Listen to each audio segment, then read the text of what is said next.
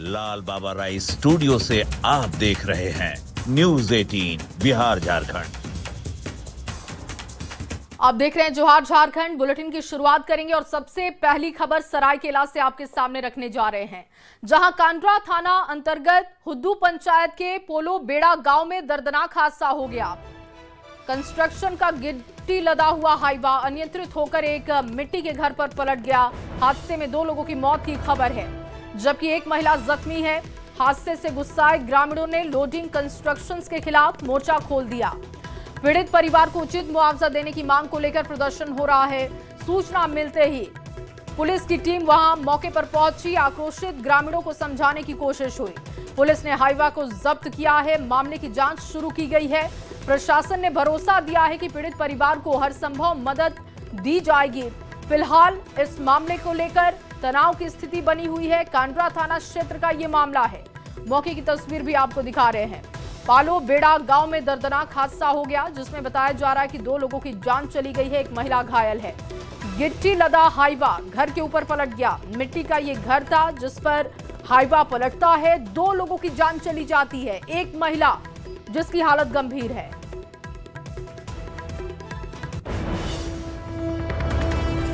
यहाँ से पूरा यह हुआ है। बाद में आदमी लोग को आया, आदमी लोग का आ करके उन लोग को पूरा मट्टी सब हटा रहा है। देख रहा है मेरा भैया पूरा दब हुआ है, और ड्राइवर भी देख रहा है, ड्राइवर भी नहीं है और कोई नहीं है। बाद में लाइन भी था, लाइन का गांव चला गया और काट लिया। लाइन काट करके उसको निकल के बाहर तरफ लेके आया उनको। और चलिए आगे बढ़ते हुए आपके सामने एक और बड़ी खबर रखें। रांची से ये बड़ी खबर, किन्नरों का हंगामा जमकर देखने को मिला। पुलिस ने बार में हंगामे की रिपोर्ट बना ली है। पुलिस ने उत्पाद विभाग को रिपोर्ट भी सौंपी है। उत्पाद विभाग को रिपोर्ट दी जा चुकी है। 2 सदस्यीय टीम इस पूरे मामले की जांच करेगी। उत्पाद विभाग की 2 सदस्यीय टीम इस पूरे मामले की जांच करेगी। बार में किन्नरों के डांस नियमों की जांच होगी। आपको बता दें कि अरगोड़ा चौक के पास हंगामा हुआ था। देर रात अरगोड़ा चौक के समीप स्थित लीकर बार के बाहर किन्नरों ने हंगामा किया। हंगामा देखने के बाद वहां मौके पर भीड़ भी जमा हो गई। पुलिस को जानकारी दी गई। पुलिस की टीम मौके पर पहुंची।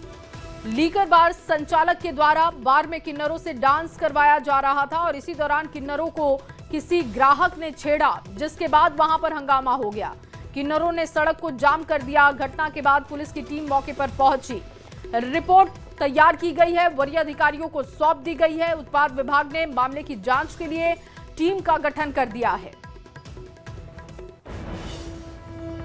राजधानी रांची के अरगोड़ा थाना क्षेत्र स्थित लीकर बार में कल रात जमकर हंगामा हुआ और उसके बाद किन्नरों ने खासतौर से जो सड़क है उसे भी जाम कर दी। बता दें कि विवाद यहीं से शुरू हुआ था। यहीं पर किन्नरों को नचवाया जा रहा था। बार की तरफ से ये व्यवस्था जो है वो की जाती है। इसी दरमियान किन्नर से किसी कस्टमर कहा जाए तो टच हो गया। अब उसके बाद किन्नर जो है वो हंगामा करने लगे और ये हंगामा न सिर्फ बार में बल्कि बाहर भी निकल गया। लेकिन जिस तरह से यहाँ पर घटनाएं हो रही हैं उसे लेकर कार्रवाई की ज़रूरत है। जानकारी के अनुसार इस पूरे मामले में वरीय अधिकारियों ने बार के संबंध में पूरी जो रिपोर्ट है वो थाना प्रभारी से मांगी है। अब इस रिपोर्ट को भी तैयार किया जा रहा है, उसके बाद आगे की कार्रवाई की जाएगी। वहीं देखना होगा कि एक्साइज विभाग के द्वारा इसे लेकर क्या कुछ कार्रवाई की जाती है, क्योंकि जिस तरह से बार के अंदर किन्नरों को यहाँ पर नचवाया जा रहा था वो कहीं ना कहीं कहा जाए तो अब नियमों के अनुकूल है या नहीं, इन तमाम चीज़ों का एक्साइज विभाग भी अध्ययन कर रहा है। कैमरामैन संजीव तिवारी के साथ ओम प्रकाश, न्यूज़ 18 रांची। और देखिए, लीकर बार में हुए हंगामे की खबर सामने आने के बाद उत्पाद एवं मद्य निषेध विभाग के मंत्री सख्त हो चुके हैं। विभाग को आदेश दिया गया है कि मामले में सख्त कानूनी कार्रवाई हो। मामले में विभागीय मंत्री ने कहा कि बार में इस तरीके की घटना बर्दाश्त नहीं है, मनमानी नहीं चलेगी। मीडिया के माध्यम से जानकारी प्राप्त हुआ है और हमने विभाग के पदाधिकारियों को निर्देश भी दिया है कि सख्त कार्रवाई करो, जांच करो और सख्त कार्रवाई करो, आवश्यकता अनुसार कार्रवाई करो। कठोर कार्रवाई भी करने की आवश्यकता है, कठोर भी हो। लाइसेंस रद्द करने की आवश्यकता हो तो वो भी प्रक्रिया में हम लोग जाएंगे। अभी जांच करने का आदेश दिए हैं, जांच का रिपोर्ट आने दीजिए, उसके आलोक में कार्रवाई होगी। आप आश्वस्त रहें, निश्चित तौर पर कार्रवाई होगी। गुंडागर्दी बार की गुंडागर्दी नहीं चलेगी, बार की मनमानी नहीं चलेगी। जो नियम संगत है, विधि सम्मत है, जो एसओपी का पालन नहीं करेगा उस पर कार्रवाई होगा। और दुमका से बड़ी खबर आपके सामने रखे, जहां पति ने घरेलू विवाद में रस्सी से गला घोंटकर पत्नी और 2 बच्चों की जान ले ली। और फिर जानकारी मिल रही है कि खुद पेड़ से फांसी लगाकर सुसाइड कर लिया। इस दर्दनाक घटना से पूरे इलाके में सनसनी का माहौल है। जानकारी के मुताबिक मृतक बच्चों की उम्र 2 से 4 साल के बीच में है। घटना की सूचना मिलने पर पुलिस पहुंची। घटना के बाद इलाके में सनसनी का माहौल है। पुलिस फिलहाल इस पूरे मामले की तफ्तीश कर रही है। घरेलू विवाद बताया जा रहा है हत्या के पीछे की वजह। पति ने घरेलू विवाद में पत्नी और बच्चों की हत्या की और फिर मौत को गले लगा लिया। तो देखने से लग रहा है कि अपने परिजन को उसके द्वारा ही मार के खुद आत्महत्या कर लिया गया, क्योंकि छोटी बेटी का लंबे समय से इलाज चल रहा था। वो अपने मायके में रहती थी। कल ही उसको ले आया है यहाँ नेवान खाने के लिए बोल के। और कुछ आपसे विवाद भी लोग 5-6 महीने से वहीं रह रही थी उसकी पत्नी, और कल ही आई है। और उसके लड़के के पिताजी भी यहीं बगल में ही सोए हुए थे। इसलिए बाहरी लोगों का इसमें हम लोग को कोई अंदेशा ऐसा लग नहीं रहा है। दुमका में दिल दहला देने वाली घटना सामने आई है। दुमका के हसदिया थाना क्षेत्र के बरदेही गांव में देर रात दंपत्ति व 2 बच्चों की मौत के बाद इलाके में सनसनी मच गई है। बता दें कि देर रात बरदेही गांव में पति ने सबसे पहले अपनी पत्नी और 2 मासूम बच्चे जिसकी उम्र 2 वर्ष और 4 वर्ष है, उसको रस्सी से गला घोंटकर मौत के घाट उतार दिया। जिसके बाद वह खुद भी गांव के समीप पेड़ पर लटककर आत्महत्या कर ली। वही इस घटना से पूरे इलाके में हड़कंप मच गया है। बता दें कि पत्नी के साथ कुछ दिनों से घरेलू विवाद चल रहा था, जिसके कारण पति ने इतना बड़ा कदम उठाया। और मौके पर हसदिया थाना की पुलिस मौके पर पहुंचकर सबों को कब्जे में लेकर फिलहाल पूरे मामले पर तफ्तीश कर रही है। नितेश कुमार, न्यूज़ 18, दुमका। और वहीं चाईबासा पुलिस को बड़ी सफलता हाथ लगी। जुलाई में हुए सुमित सिंह यादव हत्याकांड के मुख्य आरोपी और कुख्यात अपराधी मदन शर्मा को 2 अवैध हथियारों के साथ गिरफ्तार किया गया है। आरोपी महुल साइज क्षेत्र में किसी बड़ी घटना को अंजाम देने की फिराक में था। पुलिस ने तभी छापेमारी की और आरोपी को गिरफ्तार कर लिया। पूछताछ में आरोपी ने हथियार सप्लाई करने वाले शख्स मार्कंडेय सिंह कुंचिया का नाम भी बता दिया है, जिसे पुलिस ने गिरफ्तार किया है। दोनों गिरफ्तार आरोपियों का लंबा आपराधिक रिकॉर्ड बताया जा रहा है। पुलिस के हाथ ये बड़ी सफलता लगी है। मुख्य आरोपी मदन शर्मा की गिरफ्तारी हुई है। आरोपी के पास से अवैध हथियार भी बरामद किया गया और इसकी निशानदेही पर एक और व्यक्ति की गिरफ्तारी की गई है।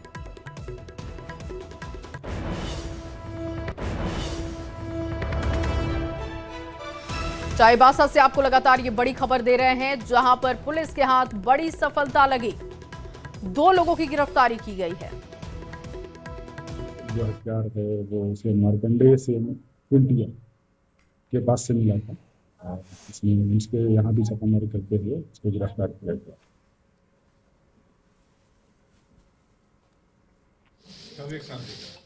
और देखिए, हथियार सप्लायर मार्कंडेय की भी गिरफ्तारी हो चुकी है।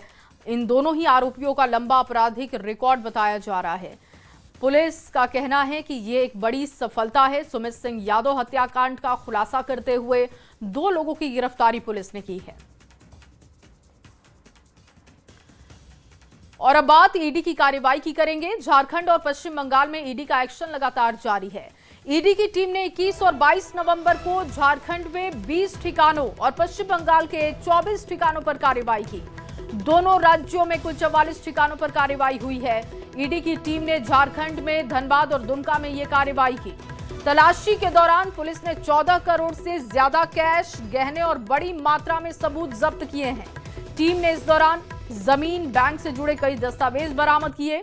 साथ ही पुलिस को तलाशी में कई डिजिटल डिवाइस भी मिली है। आपको बता दें कि पुलिस ने मुख्य रूप से लाल बहादुर सिंह, अनिल गोयल, संजय खेमका, अमर मंडल पर कार्रवाई की। साथ ही उनकी कंपनी से जुड़े लोगों पर भी ईडी का शिकंजा है। और कई कोयला कारोबारियों पर लगातार कार्रवाई चल रही है। कुल 44 ठिकानों पर अब तक छापेमारी की गई है, जिसमें झारखंड और पश्चिम बंगाल के इलाके शामिल हैं। और कोयला कारोबारियों पर यह शिकंजा ईडी का कसा है। गहने बरामद किए गए हैं, 14 करोड़ कैश बरामद किया गया है। इसके अलावा जमीन से जुड़े दस्तावेज बरामद किए गए हैं, बैंक के पासबुक और इसके साथ ही कई खातों की जानकारी मिली है और कई इलेक्ट्रॉनिक डिवाइस भी बरामद किए गए हैं। ईडी की टीम का कहना है कि एक बड़ा नेक्सस समझ आ रहा है, जिसको खंगाला जा रहा है। फिलहाल ईडी की टीम लगातार कार्रवाई कर रही है और दोनों ही राज्यों यानी कि झारखंड और पश्चिम बंगाल के 44 जगहों पर ईडी की दबिश जारी है। लगातार बड़ी सफलताएं मिल रही हैं। बड़े जो कारोबारी हैं उनके ऊपर यह शिकंजा है, उनकी कंपनी से जुड़े लोगों पर भी ईडी की नजर है।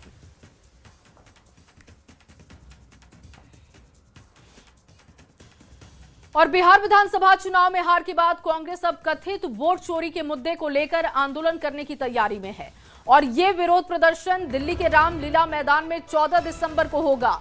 इस प्रदर्शन में देश भर के कांग्रेस कार्यकर्ता पहुंचने वाले हैं। झारखंड कांग्रेस कमेटी की ओर से भी 5000 से अधिक कार्यकर्ता दिल्ली रवाना होने वाले हैं। एक बड़ा आंदोलन करने की तैयारी है। वोट चोरी का मुद्दा है। हालांकि बिहार में यह मुद्दा ध्वस्त हो गया, लेकिन फिर भी देखिए तैयारी बड़ी की जा रही है। दिल्ली में कांग्रेस का यह आंदोलन होगा। रामलीला मैदान दिल्ली को चुना गया है, जहां पर जानकारी दी जा रही है कि 14 दिसंबर को आंदोलन करेगी कांग्रेस और उनकी जो टीम है, जो तमाम दल हैं, वो वहां पर पहुंचेंगे। झारखंड से भी 5000 कार्यकर्ता जुड़ेंगे। जानकारी इस बात को लेकर है कि कांग्रेस कमेटी की ओर से 5000 कार्यकर्ता दिल्ली के लिए रवाना होंगे। प्रमंडल, संथाल प्रमंडल, सभी प्रमंडलों से कुल मिला के 5000 कांग्रेस जनों की भागीदारी उस महारैली में होगी।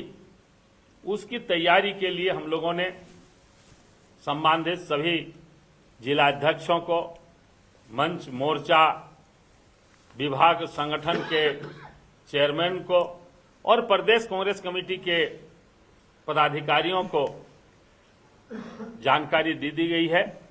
और इस लड़ाई को और धार देने के लिए 14 दिसंबर को रामलीला मैदान में पूरे देश के इस विचार को रखने वाले, संविधान पर विश्वास रखने वाले, वोट के अधिकार पर विचार रखने वाले, लोकतांत्रिक व्यवस्था को, यह जो लोक महत्व का चीज है वोट का अधिकार, इस पर विश्वास रखने वाले तमाम लोगों को पुकारा है। यहां की भी कांग्रेस यूनिट ने पूरी ताकत अपनी झोंकी है। तो देखिए, एक तरफ आंदोलन के लिए कांग्रेस तैयारी कर रही है, दूसरी तरफ बीजेपी हमलावर है। बीजेपी विधायक सीपी सिंह ने कहा कि ये लोग बस जनता को दिग्भ्रमित कर रहे हैं। उनका बयान आपको सुनवाते हैं। राहुल गांधी, सोनिया गांधी, प्रियंका गांधी, ये क्या वोट चोरी की बात करेंगे? भाई वोट चोरी SIR का विरोध तो किया ना बिहार में, 6 सीट लाए। तो बड़ा एक टेम्पो वाला मजाकिया लहजे में उससे पूछा, तो बोला कि भाई आपका 6 विधायक इसमें आगे पीछे करके बैठा देंगे तो एक टेम्पो में सवार हो जाएगा उनका 6 विधायक। कहने का तात्पर्य है खानदानी चोर है, क्या बात करेगा। सवाल है कि ये लोग जनता को दिग्भ्रमित करने का प्रयास कर रहा है, लेकिन बिहार की जनता तो दिग्भ्रमित नहीं हुई। और देखिए, झारखंड में कई मुद्दों को लेकर सियासत गर्म है। जेएमएम सीएम इस दौरे को लेकर उत्साहित हैं। पार्टी ने कहा कि कमर्शियल पायलट ट्रेनिंग संस्थान के शुभारंभ से युवाओं के लिए रोजगार के बड़े अवसर खुलेंगे। बीजेपी ने भी पायलट ट्रेनिंग सेंटर के उद्घाटन की तारीफ की, लेकिन सरकार पर सवाल उठाते हुए कहा कि सरकार की योजनाओं पर करोड़ों रुपए खर्च होते हैं, लेकिन उसका असर जमीन पर नहीं दिखता। ट्रेनिंग दी जाएगी तो ये बहुत बड़ी बात है।